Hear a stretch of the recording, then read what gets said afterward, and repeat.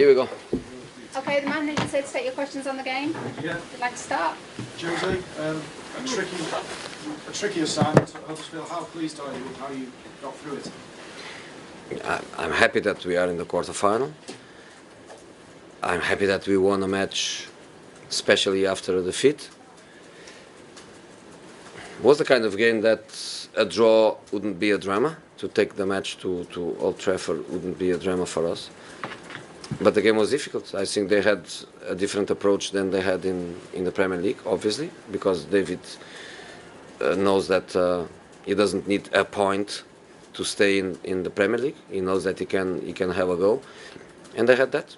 So I think for the majority of the time in the first half, they were offensive, they were dangerous, they pushed us to a good defensive work. I think Victor and Chris, they were really good in a difficult match for them. Then in the second half, we were in control. We scored the goal when we were already in control, and then we were in control for the rest of the second half, which was good. It could have been easier, but for VAR, yeah. Your first experience of it as Manchester United. First experience on the bench, but in Portugal we have VAR. The Portuguese league is the league that I follow always when I am at home and I have nothing to do and I just want to enjoy. Football is my country, and I'm familiar with amazing results of the VAR and problems and frustrations. In Portugal happened a few times. A great VAR decision, minute 91, 92, that changed the result of the game. A penalty that was not a penalty, an offside that was not an offside. Top, and I think the feeling is amazing when the truth comes, but also problems, and one of the problems is exactly what happened today, which goes a little bit against the words of the protocol. Have you seen it? Seen it back? Yeah. You know, the words of the protocol are something like a clear and obvious situation, and for sure was not a clear and obvious situation. But we know that is experimental, and we have to accept. We have to accept. But I'm speaking after a 2-0 victory. I was going to say, Jose, would you, if obviously if it hadn't won 2-0, it had been 1-1 or something, you might have taken a different view, or it's harder to take, isn't it? You know, as you know, I'm close to win the best behaved manager in the Premier League this season. You know, so you'd have been the same. Nothing can make me lose that trophy this seasons. The feeling is a bit strange, and I was sharing the feeling with David on the touchline and with Anthony Taylor, which is the moment of the doubt. We score a goal. I cannot be happy.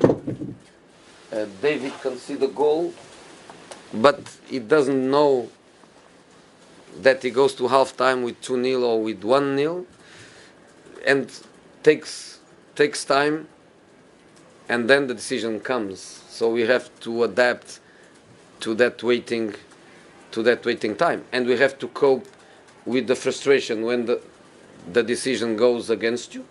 You have to cope with the frustration. At half time, I had to tell 20 times to my analysts and my assistants to shut up, because I don't want the players at half time to know what happened. I want the players to feel that yes, it was an offside, so let's move on without being sad, without being unhappy.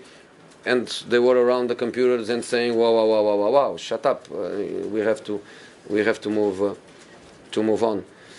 But you know, one day we'll go in our favor. Do we have to persevere with VAR, Jose? Do we have to keep going with it? I think, and I was changing a few words with Taylor and friends after the game. I think should be the referees to decide it, not us. I think it's something to them. Do they want it? Do they feel happy with it? Do they want to have some technological help, or they still want to live with the human mistakes that sometimes they make? As a referee, they prefer some guy on the studio to say, hey, you made a mistake, is not offside, you made a mistake, is a penalty. Are they happy with that or no? But I think if they stick to the words of the protocol and an obvious mistake, I think everyone will be happy. I think everyone will be happy with that. How bad was I don't know. And will he be ready? I don't know. I don't know. I told you, I told before the game, when I was told by the doctor this morning that he was not coming, I told, I don't want to know anything else about it.